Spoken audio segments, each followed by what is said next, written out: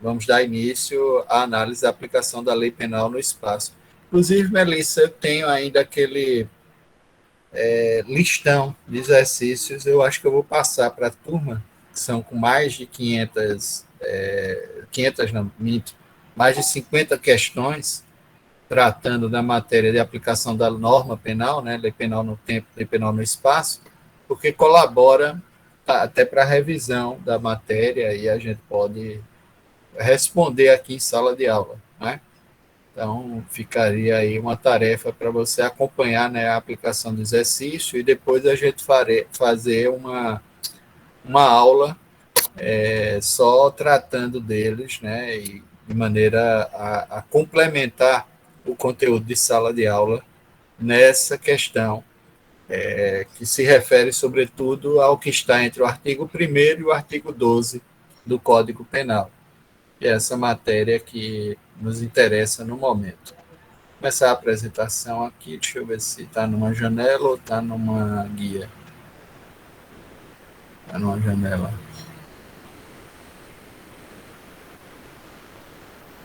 Todos veem? Está tudo bem? Ok? Ok. Tudo certo, professor. Então, pronto, vamos dar sequência.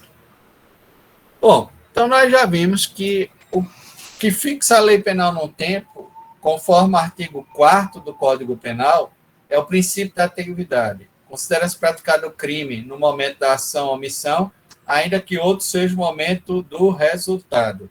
Esse princípio da atividade é o previsto no artigo 4º do Código Penal para a fixação da lei penal no tempo. Já para a fixação da lei penal no espaço, nós, exatamente para garantir a extensão e a possibilidade de fixar a aplicação da nossa norma aos crimes praticados à distância e resolver o problema de norma penal no espaço relacionado a crimes praticados à distância, nós temos o princípio da ubiquidade, né? Que vem definido no artigo 6º do Código Penal. Considera-se praticado o crime no lugar onde ocorreu a ação ou omissão, no todo ou em parte, ou seja, ainda que ela tenha só dado início à execução, ou uma parte dela, só uma fração dela tenha ocorrido no território nacional, bem como onde se produziu ou deveria produzir-se o resultado, onde também o resultado iria ser produzido, né? Ou onde ele se produziu. Então, tanto faz o local da ação ou omissão, quanto o local do resultado, vai fixar a norma penal no espaço. Vamos para um exemplo que quase todo manual traz e que fica mais fácil da gente observar. Vamos supor ali na Tríplice Fronteira. Quem já foi em Foz do Iguaçu, naquela região da Tríplice Fronteira, com relação ao Paraguai e à Argentina, nós vamos observar que há o Rio Paraguai ali, né, separando o Brasil do Paraguai, o Rio Paraná, aliás, desculpe, o Rio Paraná, separando o Brasil do Paraguai, e o Rio Iguaçu, separando o Brasil da Argentina. E numa ponta é possível estarmos próximos de todos os três territórios, né?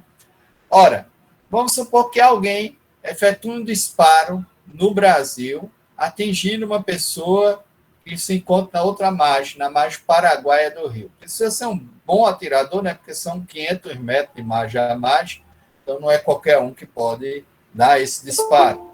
Mas, dentro dessas condições, essa pessoa venha quando realiza esse disparo, né? Essa pessoa atinge a outra que está na outra margem, e aí fica aquela pergunta: qual seria o país que estaria apto a submeter aquela ação, aquela conduta a seu ordenamento jurídico penal? Está resolvido pelo artigo 6º no contexto brasileiro, porque ainda que o resultado tenha ocorrido no Paraguai, a ação ou omissão E aí, o caso, a ação de disparar foi produzida no Brasil. Então, a nossa norma incide sobre a conduta. E se fosse o inverso, da mesma maneira, isso vai fixar de que maneira? De maneira territorial e soberana a aplicação da nossa norma penal. Ah, professor, mas o cara estava disparando lá do Paraguai, não é no outro país, não é noutra nação soberana. Como é que eles vão fixar por lá? Eu não sei. Aí é uma questão da legislação paraguaia. O importante para a gente é aqui no Brasil. O Brasil fixa conforme o artigo 6º, tanto faz a ação ou omissão ocorrendo aqui no Brasil e o resultado transcorrendo lá no estrangeiro, como o inverso, né? A ação ou omissão lá e o resultado fixando a competência da nossa norma aqui no Brasil. Ou seja, a fixação da norma penal no nosso contexto estaria também aí produzida e nós estaríamos dentro desse cenário, né, observando todas essas condições. Né? Considera-se praticado o crime no lugar onde ocorreu a ação ou omissão no todo ou em parte, bem como onde se produziu ou deveria produzir-se o resultado. A teoria adotada pelo Código Penal é mista ou da ubiquidade. Isso, inclusive, antecipou-se à problemática. Veja, é uma doutrina da ubiquidade que vem sendo discutida desde a década de 20 do século passado, mas antecipou-se bastante a essa era digital, a essa era da internet, porque isso traria problemas, né? Alguns países não tiveram isso fixando a competência, né, de cognição das suas normas de uma forma assim tão evoluída como o Brasil, né, que conseguiu fazer isso lá atrás, né, desde o Código original e mesmo na reforma da Parte Geral de 1984, isso já foi introduzido. Nós tratamos dessa matéria de uma maneira muito avançada, né, nesse aspecto, porque parte desses crimes digitais podem ocorrer. Lembro um dia desse o sujeito fazendo um atendimento lá na Inglaterra com relação a telemarketing e reclamando do operador de telemarketing. Aí ele disse, mas eu estou aqui em Nova Delhi, eu lhe atendo aqui da Índia. É como se, de repente, algo que ele pudesse produzir estivesse distante das competências da norma penal inglesa ou do que poderia refletir em termos de responsabilidade, exatamente por conta disso. Com essa sistemática hoje digital, muitas dessas empresas foram buscar trabalhadores onde eles são mais baratos. Isso também gerou desemprego, né, nos países centrais, ou seja, você tem uma série de problemas que são observados com relação a isso. E aí, o que é que ocorre? Esses operadores, eles operam, né, em regiões bem remotas. Por exemplo, hoje se sabe que a maior operadora de telemarketing do Brasil está sediada aqui na Paraíba. Aí você diz, é uma maluquice negócio desse, né? Você vê que opera para empresas de todo o Brasil, né? O Brasil tem uma dimensão continental, mas a gente responde, mas por que isso também? Porque os salários praticados aqui podem ser mais baixos. De repente, a população tem uma necessidade menor e as empresas elas vão atrás dessas vantagens, o que leva a uma exploração maior também e uma necessidade também de fiscalização do trabalho, procuradoria do trabalho ali em cima, pesquisas que têm sido feitas em relação a isso. A gente tem um doutorando agora terminando uma excelente tese sobre essa questão da operação telemarketing, e tudo isso. E o Código Penal, de repente, se antecipou a muita coisa, porque, por exemplo, vamos supor, como é que eu posso praticar um homicídio à distância, hein, professor? Pode ser praticado. O sujeito ingressa aqui no Brasil na papeleta médica, que hoje é digital em muitos hospitais, né, consegue, e altera os medicamentos que estão ali na troca dos plantões. A nova plantonista não sabe ou não tem as informações corretas sobre o que está na papeleta. As pessoas geralmente confiam, né? É um princípio da confiança do que está nesse universo de plataformas digitais que operam, né, o nosso sistema e o funcionamento dele, e aí injeta, né, a droga equivocada, que o sujeito seja alérgico, ou, sendo ele diabético, dá um soro glicosado, matou o indivíduo que está hospitalizado.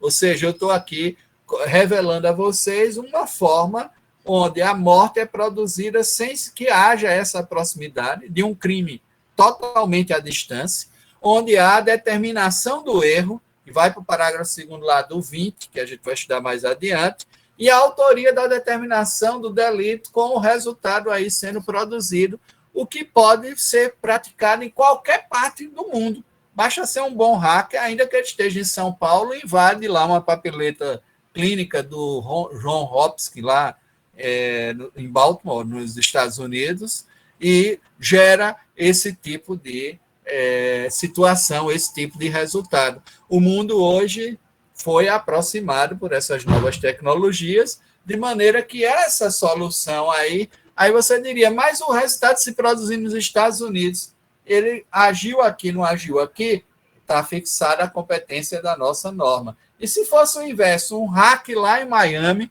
invade aqui o banco do Daniel, o Daniel está aí levantando a mão, né? Daqui a pouco eu abro o espaço, deixa eu só terminar aqui o raciocínio, Daniel.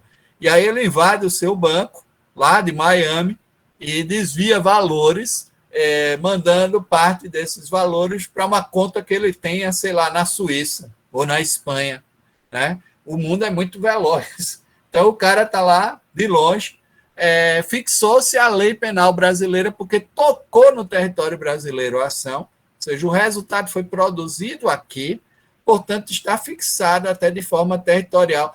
O cara nunca pisou no Brasil, professor, é um americano que vive lá em Miami, nunca tocou aqui, mas como é que pode isso? É exatamente o que a gente está retirando aí do artigo 6º do Código Penal. Trata-se da ideia da ubiquidade. Basta tocar o território nacional, alguma parcela dessa ação, alguma parcela desse resultado, para que eu observe a fixação da nossa norma. Diga aí, Daniel.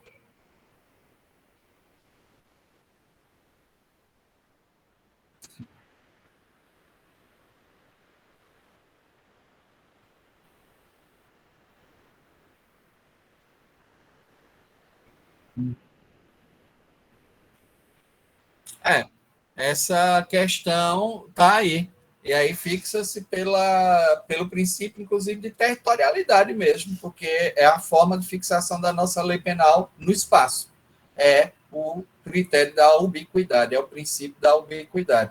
Ela está aí se apresentando, né, como um critério que vai fixar. Então, o Brasil adota essa teoria mista, que é a chamada teoria da ubiquidade, tanto faz o local da ação ou omissão quanto o local do resultado, para fixar a lei penal no espaço. Né?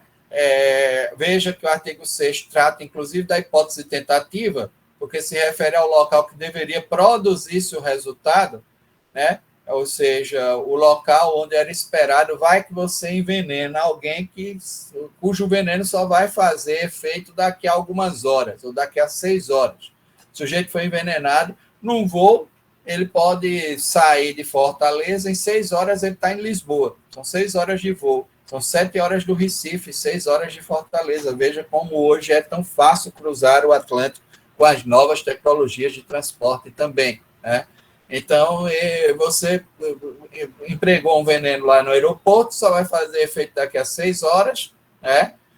Chegou lá em Lisboa, ele passou mal um bocado, deveria produzir-se ali, mas não morreu, conseguiram um atendimento médico e ele foi socorrido, sobreviveu, deveria produzir-se lá, mas não importa, como a ação foi produzida aqui, nós estaríamos, e se fosse o inverso também, como deveria produzir-se o resultado no Brasil, fixaria a lei penal brasileira para tratar da matéria.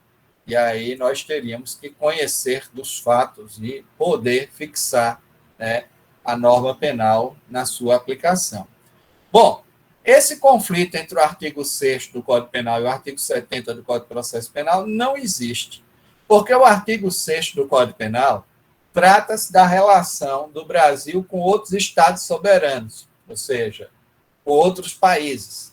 Trata realmente de uma matéria que até a gente poderia dizer que pertence ao direito internacional privado, porque diz respeito às relações entre indivíduos e normas estatais dentro do seu alcance. É uma das hipóteses que o nome direito internacional privado é estranho, né?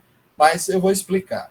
O privado aí não é uma norma de disposição, mas é uma norma de ordem pública, né? E o internacional também é estranho porque é uma norma interna que vai fixar a lei penal nas relações internacionais entre indivíduos e seu Estado e indivíduos e outros Estados, né? Essa perspectiva de que nós temos normas de conexão, são normas de conexão, que são normas internas que vão tratar dessa matéria e que vão dizer aos indivíduos, aos cidadãos de um determinado país, qual a regra que é aplicada para aquele conflito, para aquela hipótese. E aqui está dizendo que a norma penal brasileira é aplicável nesses casos.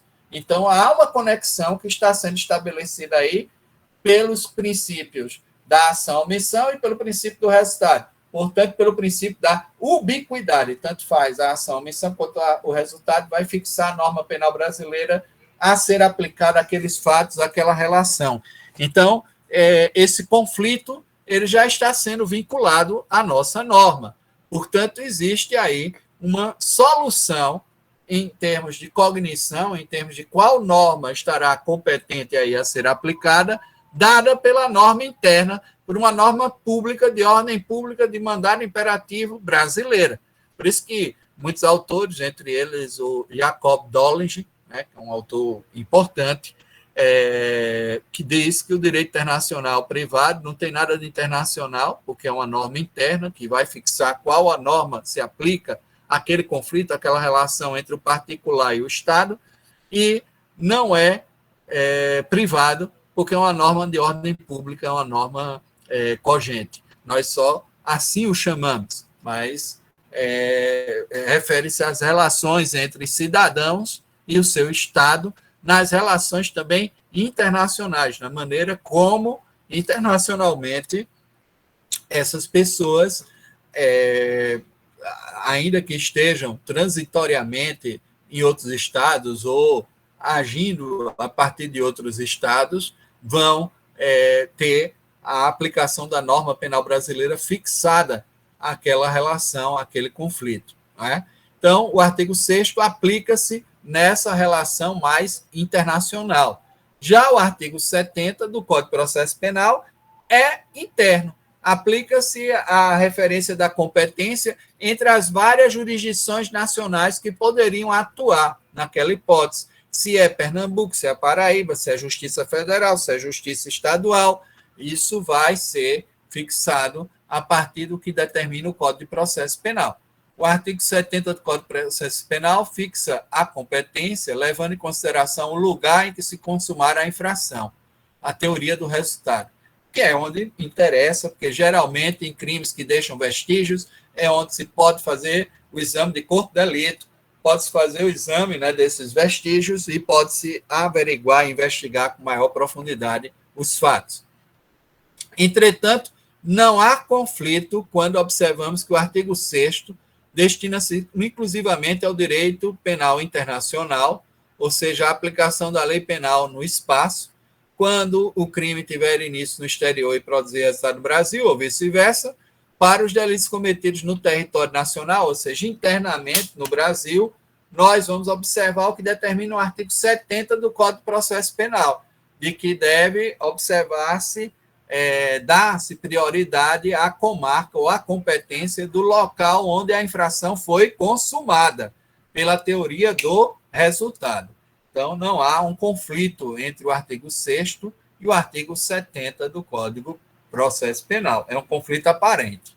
No tocante ao crime continuado, segue-se a regra do artigo 71 do Código Processual, isto é, praticada a infração em território de duas ou mais jurisdição, a competência firmar-se-á pela prevenção, pelo local que primeiro tomar conhecimento dos fatos.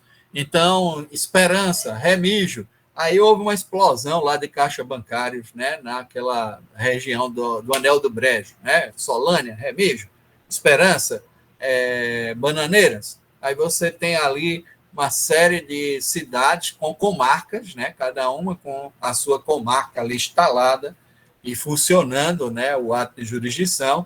Então, se o juiz de Remígio é o primeiro a tomar, né, conhecimento desses fatos, ainda que tenham sido praticados em outras comarcas, vai ser ele prevento.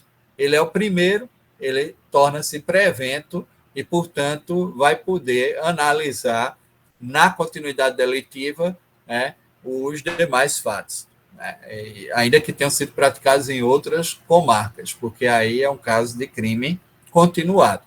A teoria da ubiquidade não tem acarretado na prática grandes problemas. Por exemplo, duplicidade de julgamentos no país e no estrangeiro.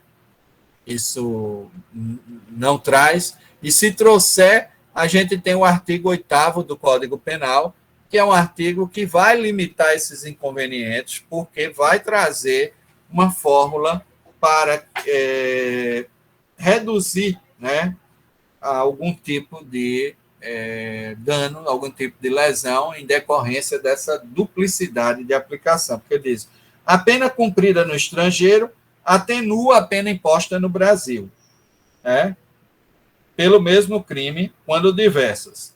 Então, vai que lá no estrangeiro a pena foi uma pena de multa, ele cumpriu, ele executou a multa, e aqui no Brasil essa pena, pela conduta, é pena privativa de liberdade.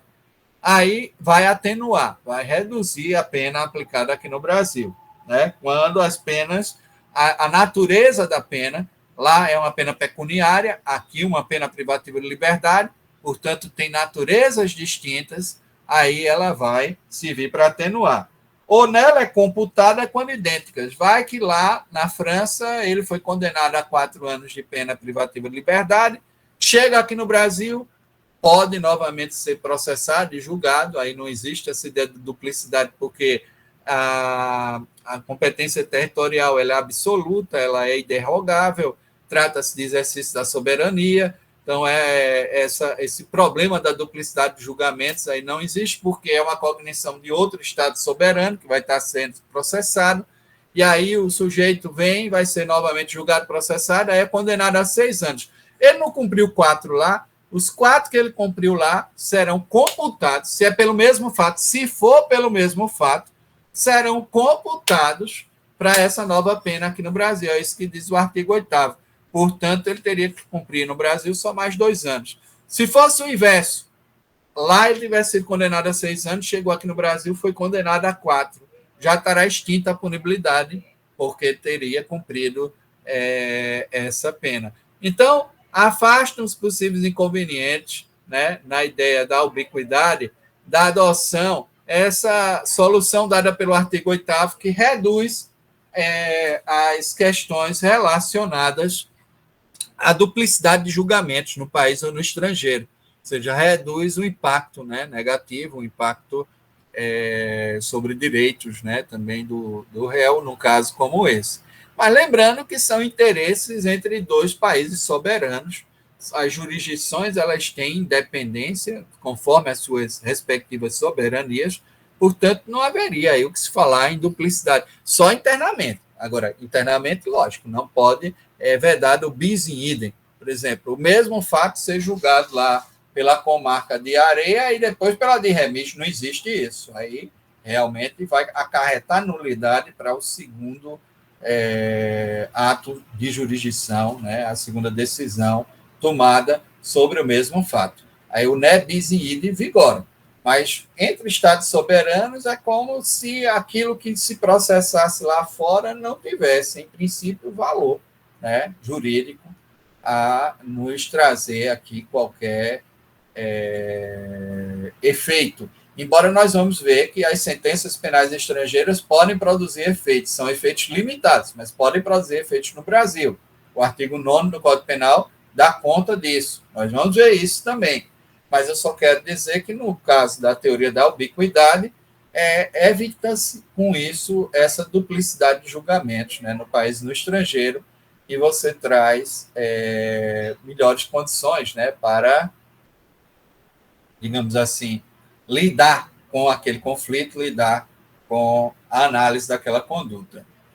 Vale lembrar que, conforme diz Damásio Jesus, né, basta que uma porção da conduta criminosa tenha ocorrido em nosso território para ser aplicada a nossa lei. Daí as palavras de grande significação técnica de Nelson Gria, que expunha um critério de solução da questão. Imprescindível é que o crime tenha tocado, ou pela ação ou omissão, ou pelo resultado que ocorreu ou que deveria se produzir. Então, ele tocou o território nacional. Tocou o território nacional, né, nós temos claramente a aplicação aí da norma e a possibilidade de aplicação da nossa norma de maneira territorial, né? Fixa territorialmente a norma penal no espaço, a norma penal a ser aplicada aos fatos, né? Conforme essa conduta, né, que é fixada aí pelo local onde se praticou, ainda que parcialmente a ação ou omissão, ou o resultado, critério da ubiquidade. Excetuam-se, porém, os atos preparatórios e os posteriores à consumação que não pertençam à figura típica. Então, há crimes, há atos posteriores à consumação que não traduzem a figura típica. Os atos preparatórios, por exemplo, contratar ou alugar o local que servirá de cativeiro ao sequestrado. É um ato preparatório. Comprar a corda, que vai servir para... É um ato preparatório. Os atos preparatórios, em princípio, eles não são puníveis, a não ser quando eles em si constituam crimes. Também os atos posteriores à consumação, normalmente não são puníveis, né? O delito já foi consumado e aí há uma série de práticas posteriores, né, que, a não ser quando eles em si constituam crimes, tipo esconder ou ocultar o cadáver, né, depois que matou, aí pega o cadáver e oculta.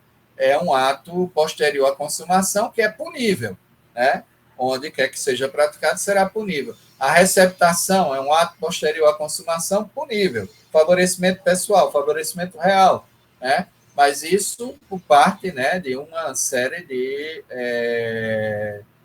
de situações, né, que não pertencem à figura típica original, né? São atos que não pertencem à figura típica e, portanto, estariam aí dentro de uma abordagem que foge, né, a essa análise. Os crimes formais, cujo a consumação é antecipada ao resultado, esses atos posteriores à consumação, ainda que se confundam com o próprio resultado, também não estariam incluídos. É isso que o Damásio Jesus quer alertar, né? Porque há tipos que tratam, por exemplo, do perigo ou do risco de contágio, não é necessário que haja um contágio propriamente, ou que o contágio seja produzido para que você tenha o contágio. Aí é só exaurimento do tipo, né? Então, ele não estaria tocando o território, não pertenceria mais à figura típica nos seus elementos descritivos essenciais para a consumação. São situações que só casos concretos a gente vai poder, a gente vai trazer alguns, né, e vai ficar mais claro, né, essa abordagem. Em se tratando de crimes conexos, e onde há a conexão à continência, o sujeito mata outro, não foi ele que furtou a sua carteira, mas alguém aproveitou que o outro já estava morto, furtou a carteira, levou o tênis, né? Então está conexo ao crime, né, que foi aplicado, ou a conduta que foi praticada anteriormente. não tem aplicação à teoria da ubiquidade, uma vez que estes não constituem um fato unitário.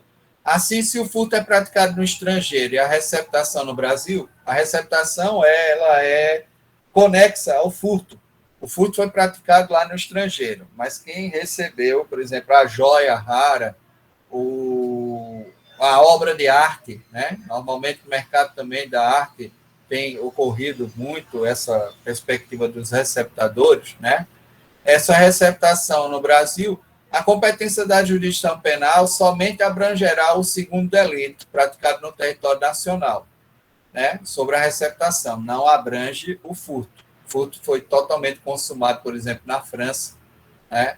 Ali o furto e a tranquilidade, a pacificação da posse obtida lá na França, vem-se aqui no Brasil e se revende para um colecionador uma obra de arte que foi subtraída do Louvre, né? E o receptador aí é brasileiro. Nós só vamos fixar a norma penal para a receptação, porque a consumação da receptação está ocorrendo aqui no Brasil. Para o furto, não. Nem a ação-omissão, nem o resultado foram produzidos no contexto do Brasil, mas apenas no da França. Portanto, em princípio, eu não diria, porque há princípio da extraterritorialidade também, que nós vamos analisar, mas fixando-se como o artigo 6º, dentro da ideia de territorialidade, a ubiquidade não alcançaria esse fato para os crimes conexos, né? Bom, princípios que regem a lei penal no espaço. Aí nós temos o da territorialidade, que é esse que até agora a gente está debatendo, né? Sobretudo é o princípio, é a regra geral. A regra geral é que os crimes praticados no território nacional observarão, e vejam que mesmo essa regra geral contém as exceções. Quais as exceções? As imunidades. São derrogações da fixação da lei penal no espaço por conta da territorialidade. Imunidade diplomática e imunidade parlamentar, né? Nós vamos estudar isso também, né? Mas, em princípio, regra geral, os crimes praticados no território nacional têm fixada a norma penal brasileira, né?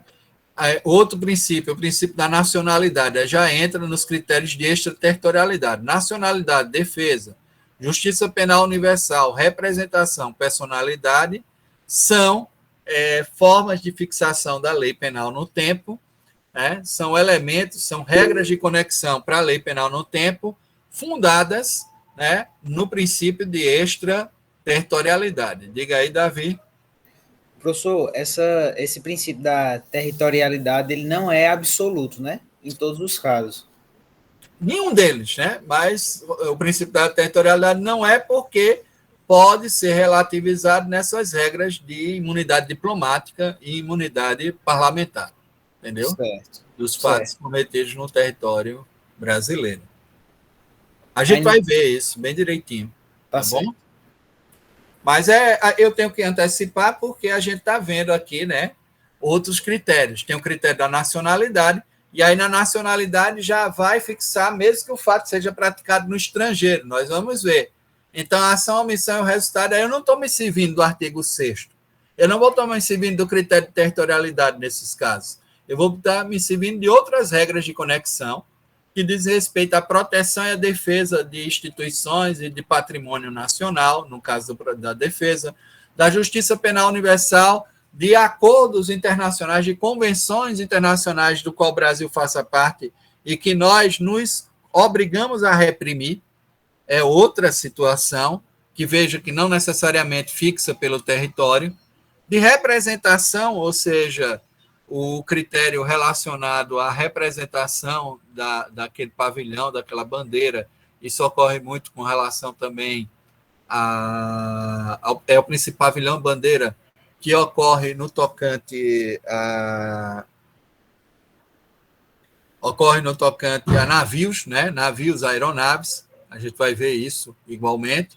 O da personalidade, O da personalidade diz respeito realmente à pessoa, né, que pratica o fato. Aí nós defendemos, né, determinadas pessoas, o presidente da República, comandantes militares.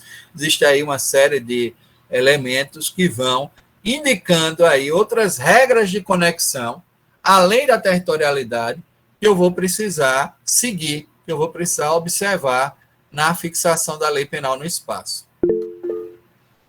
Bom, então vamos para territorialidade. Mais uma pergunta.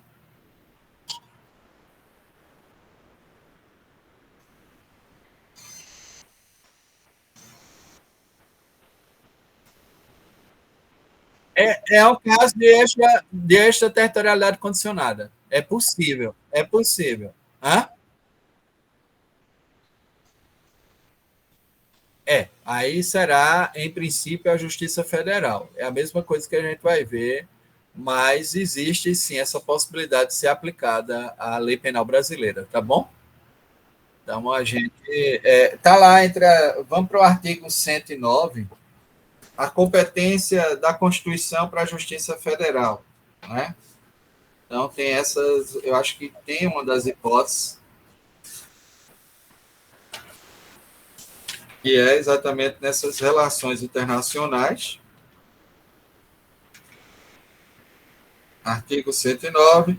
Aos juízes federais compete processar e julgar as causas em que a União, entidade autárquica, as causas do Estado, do organismo internacional e municipal, ou as causas entre Estado e estrangeiro, organismo internacional e município, ou pessoa domiciliada ou residente no Brasil. Entre, né, esses entes. Isso já é um primeiro, geralmente existe. Os crimes que, em tratado ou convenção internacional, quando iniciada a execução no país, o resultado tem ou dever ocorrer no estrangeiro ou reciprocamente, né? Inciso 5. Os crimes políticos e as infrações praticadas em detrimento de serviços da União, tem aqui os crimes cometidos a bordo de aeronaves, os crimes de ingresso ou permanência de estrangeiro, a execução de rogatória. Então, nós temos aqui uma série de regras que são observadas, né, para essas situações da competência da Justiça Federal, que está no artigo 109 da Constituição da República Federativa do Brasil, tá certo? E aí a gente vai ter que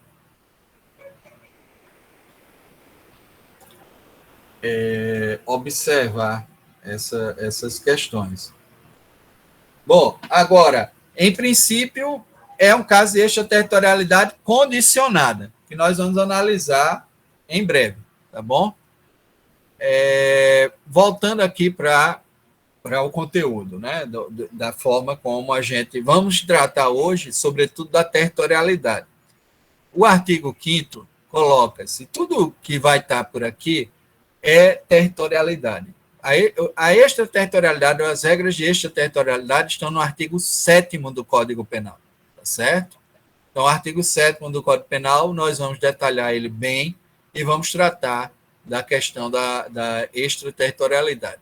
Então, nós temos, aplica-se a lei brasileira sem prejuízo de convenções, tratados e regras de direito internacional ao crime cometido no território nacional. Pronto, ponto final. Aí a gente só vai ter que entender o que é o território nacional. Território, enquanto termo jurídico, trata-se do espaço terrestre, marítimo e aéreo em que o Estado exerce a soberania, fixando a obrigatoriedade da sua ordem jurídica. Então, pelo mapa, a gente já vê as dimensões do território nacional brasileiro, né? Esse é, digamos assim, em princípio, o dimensionamento desse território. O que compõe o território? O solo ocupado pela corporação política sem solução de continuidade e com os limites reconhecidos. Olhem o mapa e vocês veem que solo é esse. Regiões separadas do solo principal. Quais são as regiões separadas do solo principal? São ilhas, né? E aí a gente precisa entender essas ilhas que estão, né, sobre a soberania brasileira. Então, Fernando Noronha está tendo até uma disputa aí, mas está dentro da ideia da soberania brasileira, independente do resultado dessa disputa, Fernando de Noronha é uma ilha brasileira, né? Rios, lagos, mares interiores. Então, isso aí não tem nenhuma dificuldade. Lago, mar, interior, os rios que passam pelo território nacional, golfos, baías e portos, né, estão dentro do território nacional, golfos, baías e portos. Parte que o direito internacional atribui a cada estado sobre mares, lagos, rios e rios contíguos.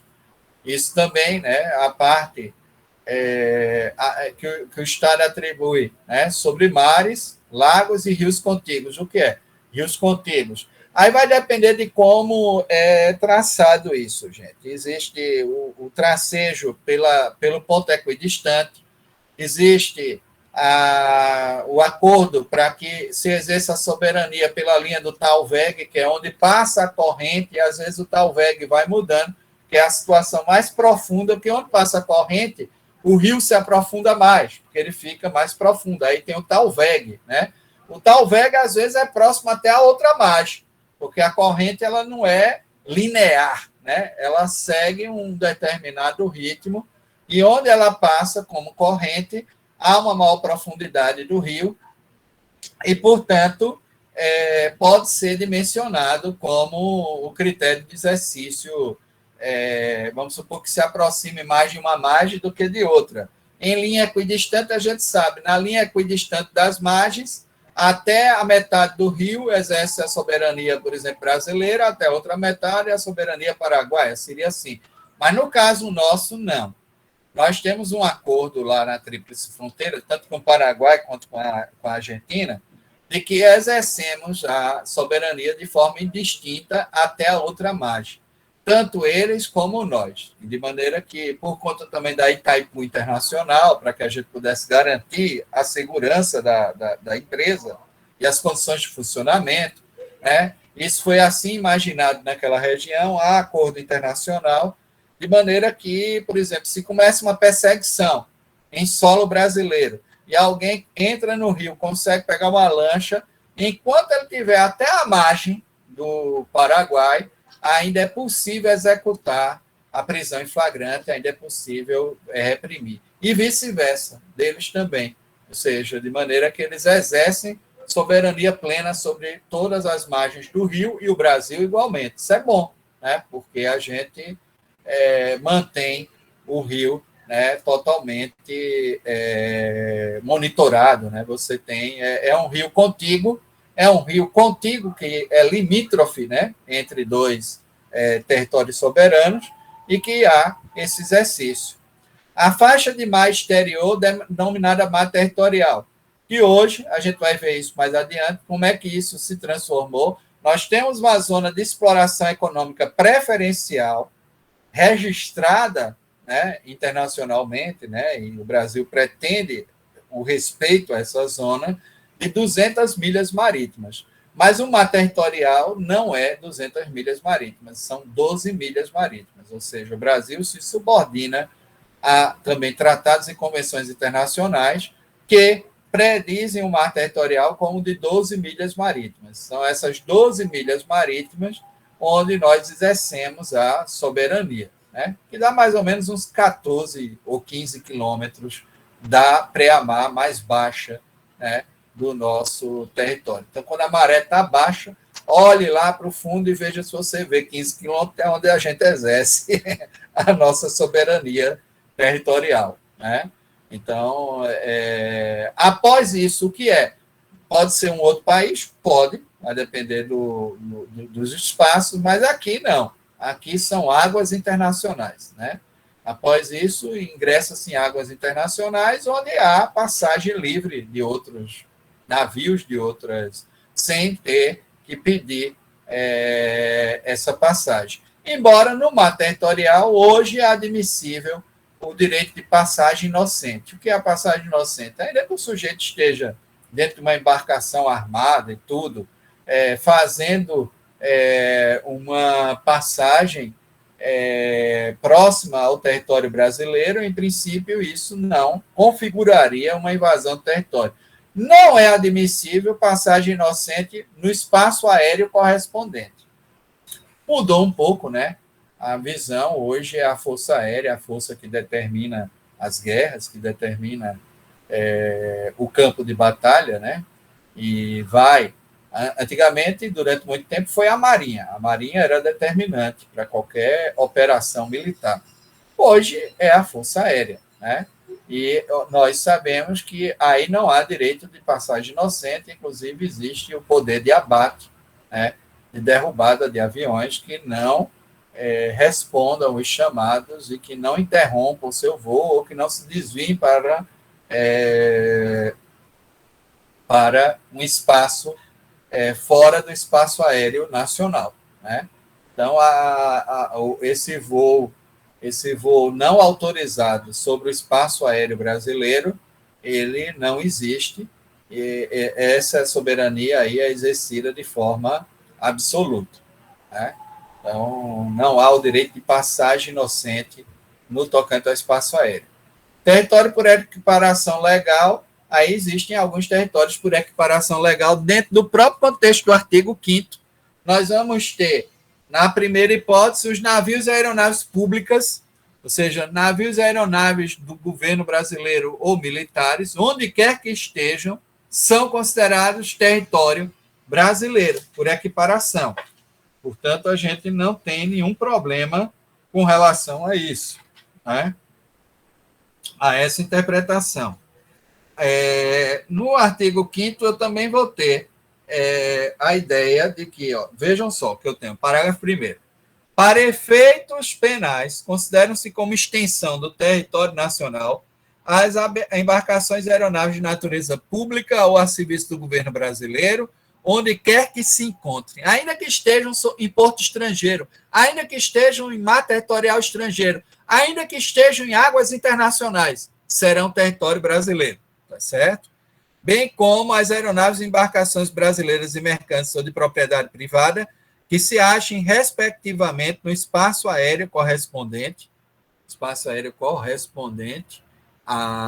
ou no espaço correspondente, né, ao mar territorial brasileiro, ou em alto mar. Quando estão em águas internacionais, embarcações e aeronaves brasileiras de natureza privada são extensões do território brasileiro, porque ali a matrícula, que prevalece, a matrícula no Brasil dessas embarcações, dessas aeronaves, fazem com que elas continuem sendo extensão do território brasileiro, ainda que estejam em alto mar, em águas internacionais, né? Ou no espaço aéreo correspondente a essas águas internacionais. Ingressou no outro território, não mais. Só as embarcações e aeronaves públicas, tá certo? Eu estou falando agora de embarcações e aeronaves privadas que têm uma bandeira brasileira, porque a matrícula esteja aqui no Brasil, dessas embarcações e aeronaves, né? E elas são consideradas extensão, né, do território brasileiro. É também aplicável a lei brasileira aos crimes praticados a bordo de aeronaves e embarcações estrangeiras de propriedade privada, achando-se aquelas no pouso do território nacional ou em voo no espaço aéreo correspondente a estas em porto, mar ou mar territorial brasileiro. Nós vamos entender que há um certo limite para esse parágrafo 2º também em convenções internacionais, né? Recentemente foram impostos alguns limites para não ocorrer o que ocorreu num voo da Coreia Airlines, que os russos, né, quiseram parar o avião, era um voo comercial. Lá dentro desse voo, eles identificaram que tinha um passageiro que havia praticado crimes na Rússia, isso ainda na época da União Soviética, isso nos idos da década de 80, e eles tentaram entrar em contato para que o avião interrompesse o voo. O avião não interrompeu o voo. Então, por conta desse passageiro, já que eles diziam também que não há direito à passagem inocente, derrubaram um avião de passageiro com 300 pessoas a bordo, mordeu todo mundo, por conta de um único passageiro. Para evitar que esse tipo de coisa prossiga, criou-se agora uma convenção internacional do direito aeronáutico que diz que essa pessoa será devidamente presa e vai se produzir todo o processo no país do destino, né? no país onde se destina a aeronave. De maneira que, se ela quiser passar aí, pousar no destino, o único compromisso que existe é de que essas pessoas do país de destino, as autoridades, não as pessoas, as autoridades do país de destino, tomarão as providências ou para julgar aquele indivíduo ou para extraditá-lo ao país que tem interesse de submetê-lo à sua jurisdição. E isso evitaria um novo transtorno como esse de derrubar um avião de passageiro com 300 pessoas a bordo, tá certo? Diga aí, Daniel.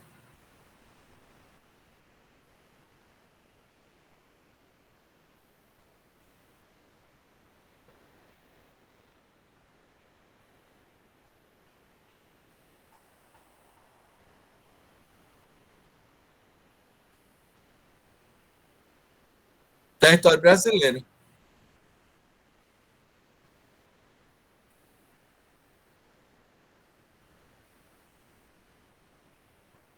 Isso continuaria sendo, e me parece que ele acabou enviado para aqui e vai responder aqui, né? Então, é, é, ele não tem. Eu não sei até o que se pode é interromper o flagrante, mas eu não sei o status com o qual a comitiva, porque a comitiva apresenta alguns com status de passaporte diplomático, né? Eu não sei se ele tinha esse status. Se ele não tinha esse status, ele dançou, né? Ele, na realidade, acabou respondendo porque deve, obviamente, ter sido extraditado para responder no Brasil, né? Então, aí foi uma cooperação internacional em matéria criminal com a Espanha. Se ele tivesse esse status, ele não poderia responder lá, mas isso não significaria que no Brasil ele não pudesse ser responsabilizado. E a Espanha poderia ter apreendido, como de fato apreendeu, e cessado a prática criminal. Isso não vai violar a imunidade diplomática. A gente vai ver, inclusive, que é muito fantasioso o que a gente assiste, às vezes, em novela, em filme, com relação à imunidade diplomática. A Convenção de Viena, que é de 1961, sobre imunidade diplomática, ela não dá, obviamente, é mais recente, né, também, do que talvez o imaginário monte, né, outros momentos, né, das imunidades, da forma como funcionavam, mas a imunidade diplomática ela não dá o direito para que o sujeito não possa cessar a prática flagrante de algum crime, que é o caso do tráfico, né? Cessar a abordagem, a entrada da droga e fazer com que a droga seja recolhida e seja ali averiguada e podendo cessar essa distribuição. Isso não existe mais internacionalmente, eu diria, desde a década de 60, né, no tocante a uma imunidade até da bagagem, de tudo, isso pode ser cessado. O que poderia existir era apenas uma representação para que o Estado tirasse, das duas, uma, ou o Estado tira a, as credenciais diplomáticas, ou então expulsa o sujeito, e no ato de expulsão é um ato direcionado para o Estado acreditante, que no caso seria o Brasil, para que tome as providências com relação ao sujeito que estava ali praticando crimes. Então, hoje funciona de uma maneira muito mais a não garantir tanto essa impunidade, como a gente pensa, o sujeito tem uma imunidade diplomática para fazer o que ele quiser, está garantida a impunidade. Não é assim.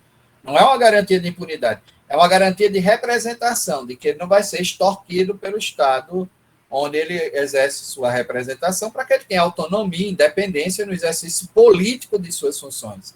Mas, se for para praticar crimes, o Estado pode tomar, sim, providências de cessar os flagrantes e expulsá-lo ou determinar a perda dessas credenciais para, em breve, fazer a expulsão e, com isso, obter o compromisso de que o Estado que receba faça o julgamento. Eu tenho para mim que foi mais ou menos o que aconteceu nesse caso aí, né? Não sei. Não sei se ele tinha as credenciais, acho que ele não tinha, mas mesmo não tendo, cabe a extradição, e aí ele veio para ser julgado aqui. Compreende? E aí houve esse julgamento na ideia do tráfico internacional. Bom,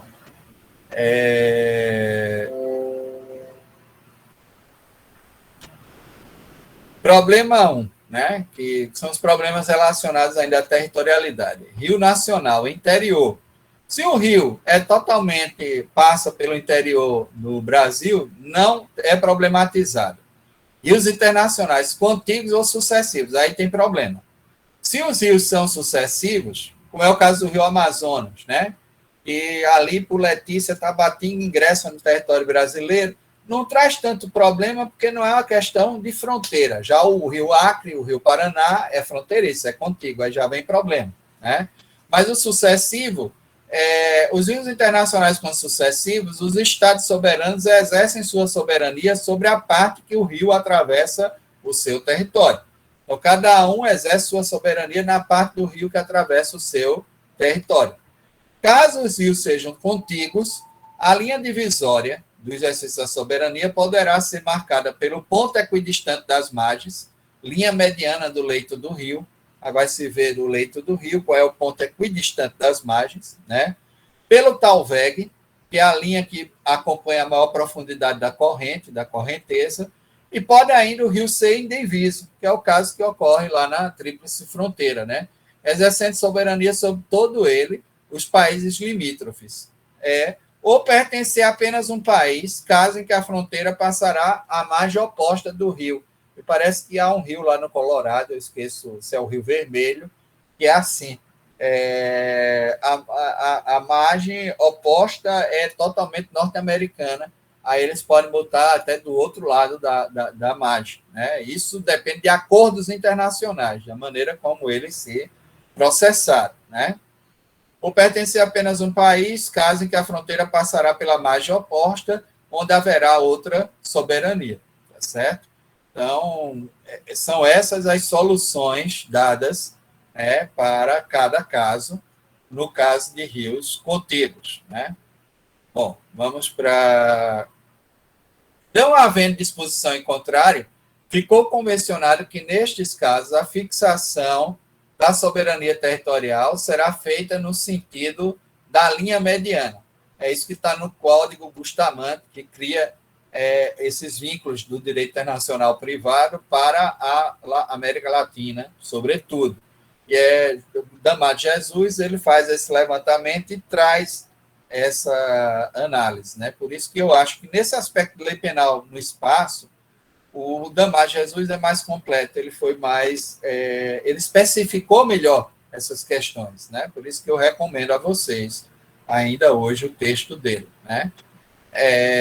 Na linha mediana equidistante das margens. Problema 3, mar territorial. Atualmente, pelo disposto no artigo 1º da Lei 8.617 de 93, o mar territorial brasileiro abrange uma faixa de 12 milhas marítimas, medidas a partir da baixa chamada do litoral, da pré-mar mais baixa. Então, tem que ver no ano qual vai ser a maré mais baixa. Aí mede-se essas 12 milhas marítimas, né, de largura, né, para entender onde está o exercício. Dá mais ou menos uns 14 quilômetros, né? 14, 15 quilômetros de mar adentro, né? Isso lá brasileiro, adotando-se como referência as cartas náuticas brasileiras, certo? Então, é preciso dar uma olhada para entender até onde a gente está ainda no território brasileiro e onde começam as águas internacionais, né? Águas que não pertencem a nenhum país, né, soberano. No tocante ao espaço aéreo, então isso aí é para a questão do mar territorial, tem a lei 8.617 de 93, que acabou definindo isso, e nessa lei tem também a ideia de que as 200 milhas são zona econômica de exploração preferencial. Ah, professor, quer dizer que tem uma parte lá do pré-sal que está sendo explorado lá em plataformas até móveis, né? Aí eles estão nessa zona econômica de exploração preferencial, exatamente. Está nessa zona econômica de... O Brasil quer preferência na exploração das riquezas e do mar dentro dessas 200 milhas marítimas. E o objetivo é respeito nessa exploração econômica como uma zona preferencial. mas não é a zona de exercício da soberania. A zona de exercício da soberania, por completo, é de 12 milhas marítimas, tá certo? Bom, espaço aéreo. No tocante ao espaço aéreo, vigora a regra de compreender todo espaço acima do território, inclusive do mar territorial, até o limite da atmosfera. É óbvio que não botaram a estratosfera e tudo mais, porque não é só por conta do meteoro do filme Não Olhe para Cima, né, que a gente ficou aterrorizado. Não é só isso. É por conta da exploração espacial, porque já existe um outro direito que está surgindo, que é o direito espacial, né, que vai tratar de convenções para exploração do espaço e que não permitiria isso, fora que muito difícil que algo que venha da estratosfera, em princípio, nos atinge, embora já há soluções já nesse direito internacional público, nessa parcela do direito internacional público que trata do direito espacial, soluções para alguns danos. Essa semana mesmo caiu um negócio lá em Minas Gerais, e o povo acha que foi de uma dessas plataformas espaciais que estão lá no espaço, ou então um OVNI. Mas OVNI não foi, porque os produtos são nossos mesmo, né? Ou seja, o material metálico é daqui da Terra mesmo, não é de nenhum marciano. Foi algo mesmo que caiu. Imagina se caísse na cabeça de alguém ou na casa de alguém, eu vou ter que gerar aí algum tipo de responsabilização. É isso que o direito espacial está tentando lidar também com o lixo espacial, que já é grande, que já pode trazer alguns problemas, porque já está se projetando que hoje a altura de voo de cruzeiro vai até 13 mil metros. Mas até 30 mil metros de altura a gente tem a atmosfera. Ou seja, a atmosfera ela tem um universo aí onde o oxigênio é mais abrangente e tal. Mas eles já viram que há voos que podiam ser bem mais reduzidos se a gente fizesse com que a cápsula de transporte, né, o local de transporte, tivesse na estratosfera, né? Aquilo que às vezes está se levando horas, levaria até minutos para atravessar o Atlântico, e aí eles estão observando essa possibilidade de fazer voos programados a 37, 38 mil metros. Se isso ocorrer, nós vamos ter problemas com relação ao direito espacial. Por quê? Porque existe aí muito lixo espacial também. E aí pode haver algum tipo de dano, por exemplo, essas cápsulas de transporte, etc., e isso trazer problemas para a gente. Agora, que seria legal um dia no futuro, acho que eu não vou pegar isso, mas talvez os netos da gente, esse tipo de viagem, e se ela tiver barateada aí com esses novos formatos de combustível que existem, tu já imaginou tu poder sair daqui de João Pessoa e ir jantar lá em Paris e voltar para dormir em João Pessoa, né? Nesses dias, a gente poder fazer um negócio desse vai ser fantástico, né? Então, o mundo vai... Agora a gente vai ter que ter, talvez, uma cidadania mundial, né? Pensar outras coisas com relação à fórmula, né? De que a gente passe a se relacionar, né? Mas vai ser outro mundo, né? Você tem dinheiro nem por baixo do cuscuz, né, Daniel? Mas se aperrei não, meu amigo, que o cuscuz tem sido minha sina também, eu adoro, né? Principalmente cuscuz com ovo de manhã, por isso que eu estou aqui, ó, forte e firme até meio-dia, né? Estou aqui sem fome, né? É o que sustenta. Um cuscuz com ovo. Se botar uma carninha de charque, às vezes está badando, porque carne de charque agora está no preço de ouro também, né? Só dá o ovo mesmo. Bom, Iris. Professor, então, uma dúvida que eu tenho. No caso, se, por exemplo, fosse os dois casos, tanto do mar quanto no espaço aéreo. Por exemplo, se um jatinho saísse daqui do Brasil, então seria de propriedade privativa, né, aqui do Brasil. No Brasil, Pronto. E aí ele tivesse, obviamente, no espaço aéreo, mas, por exemplo, alguém que está no jatinho jogasse uma pessoa de lá de cima e a pessoa caísse em alto mar, num mar que não possuísse nenhuma... não fosse território, né? Fosse realmente alto mar, não fosse de nenhuma soberania. Aí como era que o crime iria se aplicar? tipo, a pena iria se aplicar a esse crime? Você está nas águas internacionais, é um jatinho que não é público, né? É privado, né? Você está colocando. Isso. Aí o sujeito jogou. Está bem claro o que é que eu tenho no artigo 5º nessa outra parte. Respectivamente no espaço aéreo correspondente ou em alto mar. Esse alto mar são as águas internacionais, entendeu, Iris? Então, é território ainda, território brasileiro por extensão. É como se você tivesse praticado dentro do território brasileiro. Se você quer saber de quem é a competência para julgar isso, aí vai para o artigo 109 e vê que crimes praticados a bordo de aeronaves, artigo 109 da Constituição Federal, tem que os crimes praticados a bordo de aeronaves, né, de navios e aeronaves, eles são, artigo 109, inciso 9, os crimes cometidos a bordo de navios ou aeronaves é salvada a competência da Justiça Militar, mas são de competência de quem? Da Justiça Federal. A Justiça Federal teria competência para julgar esse fato. Não sei se eu respondi, mas eu acho que está claro no artigo 5º. Respondeu sim, professor. Obrigada. Pronto. Então, isso... Inclusive, o listão de exercício, Melissa, é muito bom porque vem com vários casos práticos, que aí vai ajudando a fixar. Eu vou passar logo esse listão para vocês, porque vocês vão fazendo em casa e já vão observando os casos práticos, né? Diga aí, Daniel. Professor, é aquela questão que o Estado ele detém a competência da competência, né? Seja ele qual for. Qualquer Estado que a gente venha a ter, a coação está sobre nós. Então, independente se a gente está em água internacional ou não, vai haver uma coação estatal, seja do nosso próprio Estado ou do estrangeiro, sobre a gente. Porque a ideia é exatamente evitar que haja zonas apátridas ou zonas onde gere, fora, né, de qualquer civilidade ou civilizatória, onde possa existir a barbárie. Porque também imagine se eu tivesse essa ideia de que o Estado não ia acompanhar.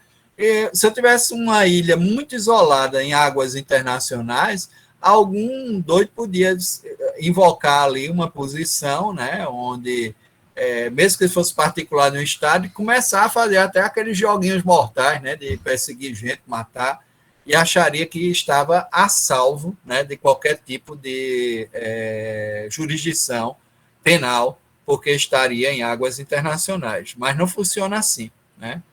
Não funciona assim, porque aí tem o critério se não é pela territorialidade, eu vou pelo critério da nacionalidade e alcanço a prática criminal, né, que foi ali realizada. Se bem que pelo critério da nacionalidade tem algumas condições. A questão aí é mais de extensão e de representação mesmo. O jatinho, a fórmula que está aí, né, posta. Nacionalidade teria algumas condições que acabaria não produzindo essa extraterritorialidade absoluta, a não ser que esses crimes fossem crimes que a gente desejasse reprimir em convenções internacionais, né, que é do caso de Justiça Penal Internacional, mas outros realmente a gente teria alguns limites, porque teria que ser uma relação com outra esfera soberana, e de repente essa ilha pode não pertencer a nenhuma soberania, esse é um problema, né? Se isso ocorresse, porque não pertenceria, e que os fatos fossem crimes lá também. Aí, como a gente não estipulou isso dentro de uma seara do direito internacional, a não ser aqueles crimes contra a humanidade, né, e crimes de guerra, que aí estão na Justiça Penal Internacional, e aí teria esse alcance, né, dentro dessas dimensões, outros poderiam escapar, principalmente se eu analisasse que não foi sistematicamente praticado por um Estado. Isso traria problemas ainda, viu, Daniel? Não está tudo resolvido, não. Mas aquilo que a gente pôde resolver foi resolvido, né?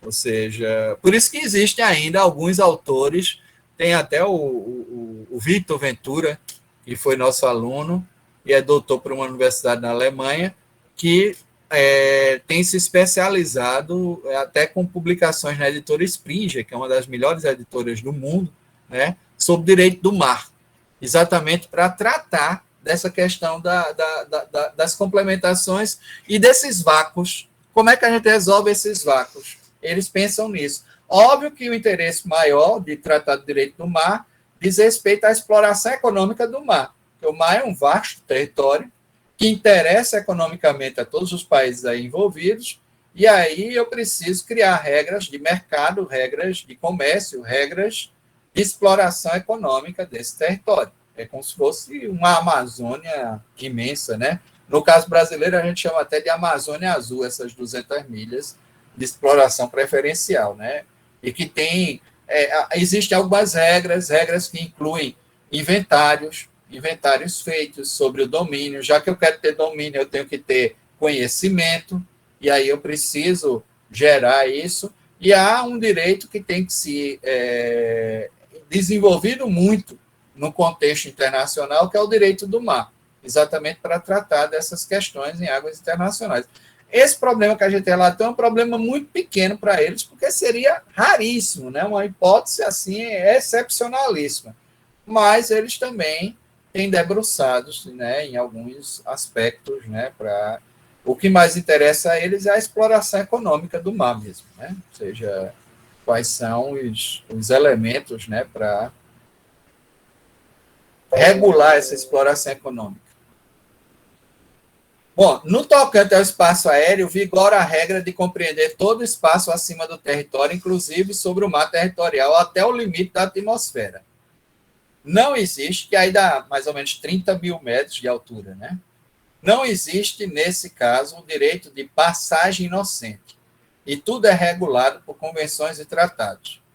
Observe que a maioria dos voos, os voos de cruzeiro, vão até 13 mil metros de altura, né? São regulados entre 10 a 13 mil metros, né? Geralmente esse é o espaço de viagem, né? Geralmente quando se atinge os 10 mil metros, é exatamente para também evitar choques com nuvens, né? Diminuir esse risco que normalmente se tem nas viagens. Nem tanto para a queda do avião, dificilmente o avião cai com uma turbulência, mas dá um medo da bexiga, né? Todo mundo fica mal.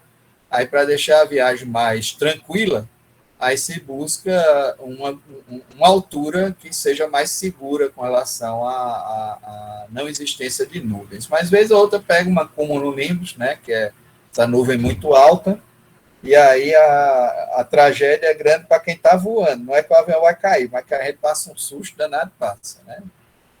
Bom, é regulado por convenções e tratados. Obviamente, para a derrubada de uma aeronave estrangeira por invasão ao espaço aéreo, houve uma mitigação deste poder do Estado por intermédio do Protocolo de Montreal, esse protocolo de 1984, depois desse incidente no território russo em 1983, que derrubou um avião com 300 passageiros, né? Fixando não ser ilimitado o uso da força para proteger o espaço aéreo, devendo ser respeitado, em primeiro lugar, o princípio da vida humana, que é uma coisa desproporcional. Você vai reprimir um cara, aí, por conta dele, até o princípio da intranscendabilidade da pena é desrespeitado no momento também por conta de um sujeito que eu tenho que reprimir, eu mato 300, é uma coisa que não cabe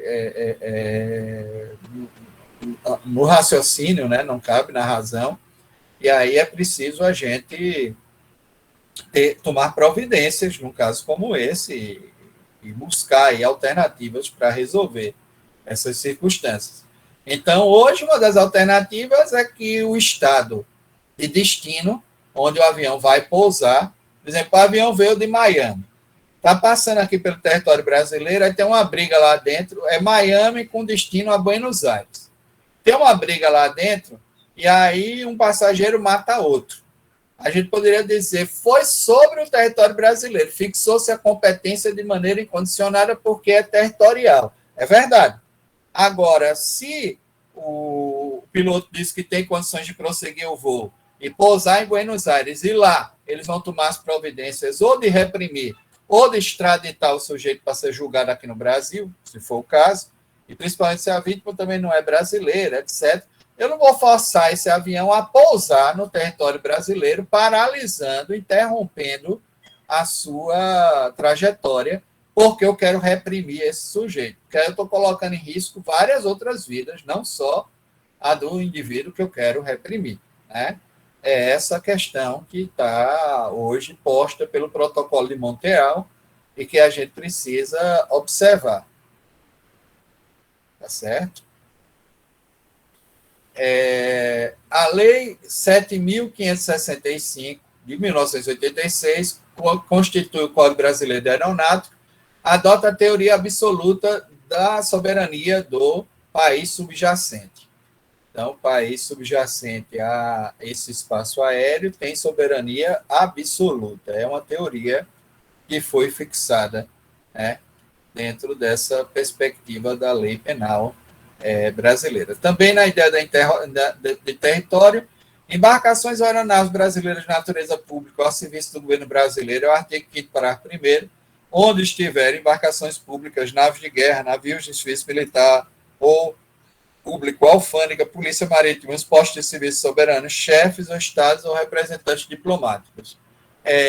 Elas são território onde estiverem, ainda que estejam em porto estrangeiro, ainda que estejam em aeroportos estrangeiros, ainda que esteja bem distante do país, onde estiverem embarcações e aeronaves públicas são extensão do território brasileiro, tá certo? Embarcações e aeronaves de propriedade privada que estiverem navegando em alto mar ou sobrevoando águas internacionais também são território brasileiro. Embarcações e aeronaves brasileiras de propriedade privada que estiverem navegando em alto mar ou sobrevoando águas internacionais são território brasileiro.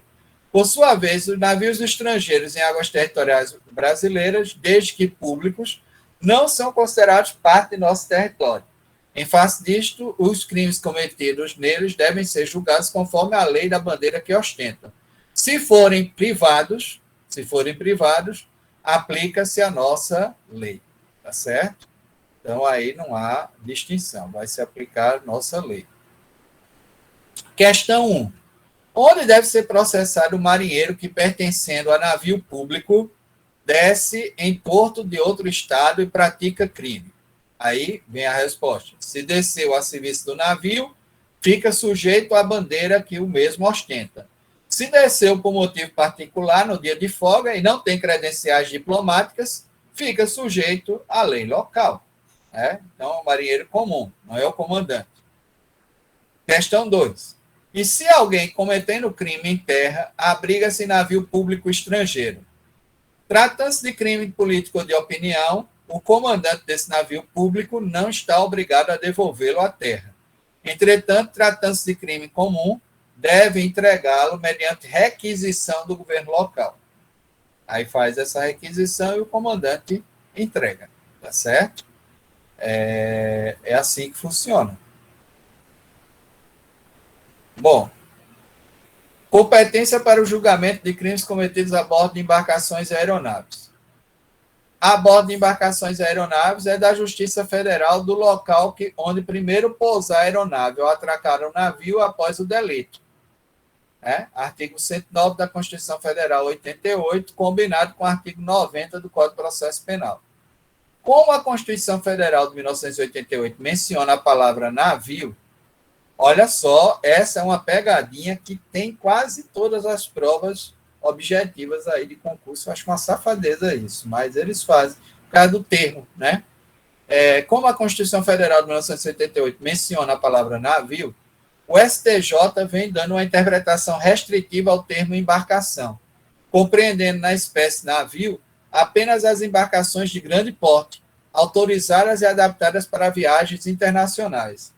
Assim, os crimes praticados em lanchas, iates, botes, embarcações equiparadas. Teve até um menino que perguntou, isso for na jangada, professor? Tá aí a resposta, jangada também. Sim, até no iate, não é? Conforme a STJ, serão de competência da Justiça Estadual, local, do local onde elas aportarem após a prática do crime. No tocante às aeronaves, não existe essa interpretação restritiva. Compreenderam isso aí? Ou seja, se for mesmo dentro de um teco-teco, infelizmente, a aeronave aí vai ser competência da Justiça Federal.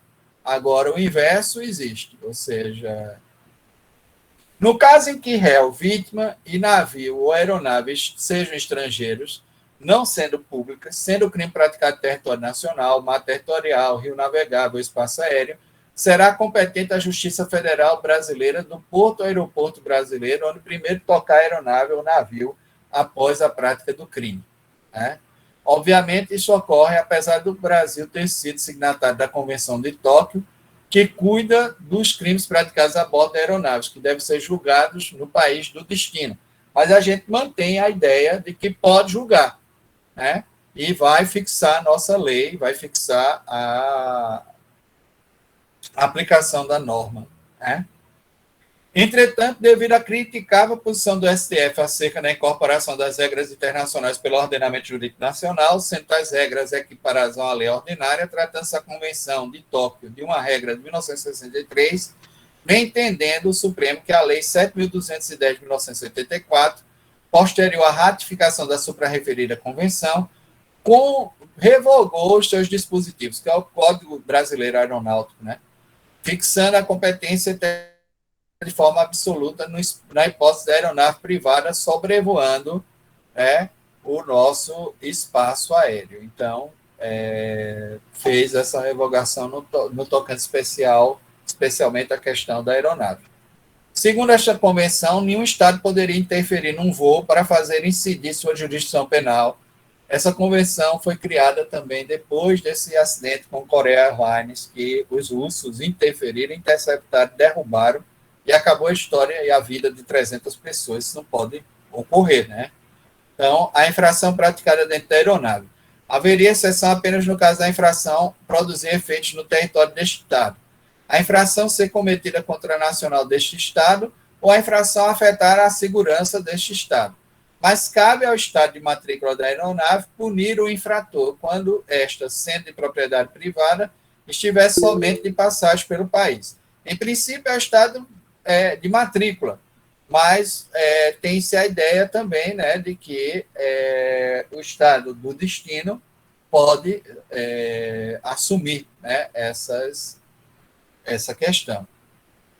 Exceções da regra. Pronto. Alguém perguntou algo? Professor, só para acrescentar algo.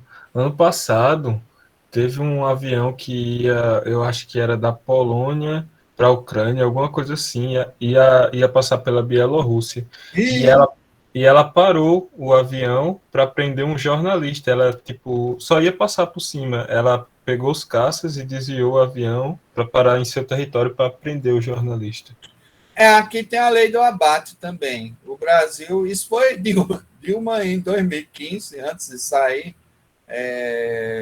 promulgou a lei do abate, que é o seguinte, são interceptados por caças, aí vai-se tentar primeiro a comunicação, faz-se 3 tentativas de comunicação, depois se dá um disparo de advertência, e se ainda assim o cara não mantém comunicação e não responde, aí pode abater a aeronave no ar, o que significa poder matar até pessoas, né? Por isso que alguns autores até dizem, com essa lei do abate, onde é que fica a ideia da pena de morte também, a aberração completa, né, em normalidade?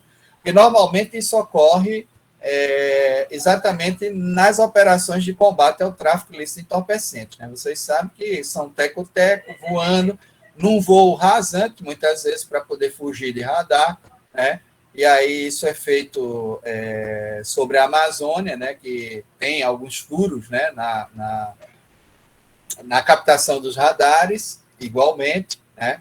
E aí eles trazem as drogas dentro dessa sistemática, e aí a lei do abate está permitindo agora a derrubada de aviões, né? Eu não sei, vocês depois podem consultar, esqueço até o nome o número da legislação, mas vale a pena vocês consultarem para ver como é que essa estratégia funciona, né? Eles têm lá todos os critérios, né? A maneira como... Óbvio que isso não vai ser de forma arbitrária e tal, vai se tentar, primeiro, conduzir o avião ao aeroporto mais próximo, mas é preciso que o avião entre imediatamente em comunicação, né? Que essa comunicação exista.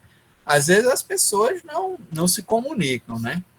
E aí é um problema, né? Porque derrubou um aviãozinho desse, acabou-se, né? Às vezes no meio da floresta, uma floresta imensa, é morte, né? Mesmo se o sujeito não morreu no acidente, morre depois, porque não consegue.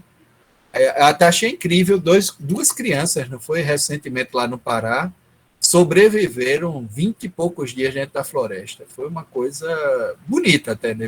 Os irmãos se ajudaram, elas ficaram bem magrinhos, né? triste foi isso, esse sofrimento aí. Mas isso quer dizer que a vida encontra, né, alguma estratégia. Criança teve a estratégia de sobreviver, né? Comeu frutos, comeu raiz, comeu...